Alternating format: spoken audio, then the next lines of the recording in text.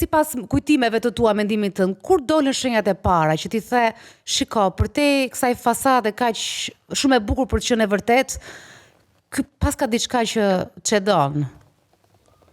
Po, në fillim e kuptova të marrëdhënia që i kishte me nënën e tij.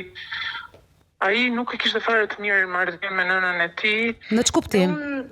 Në kuptimin ziheshin shumë, po më pas e kuptova që ajo ishte një narcisiste dhe ishin bashkë dhe haheshin kokë më kokë me njëri tjetrin.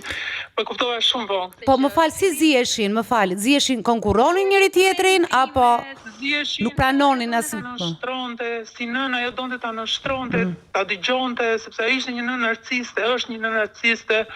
Dhe ajo thoshte bëj si themun, ky nuk donte të bëj si do ai, domethënë përplasje mendimesh, opinionesh, karakteresh dhe do thuash nga dallojnë shumë e vështirë ta dallosh në fillim. Unë kurrë nuk e kam dalluar dot në fillim, u deshën shumë vite derisa dëgjova, lexova dhe mu hapën syt në fund. Tani the për nënën, marrëdhënie me nënën, e zhvlerësonte nëna se janë dy lloje, e zhvlerësonte në këtë rast, nuk është se e lavdëronte më shumë se ç'duhet.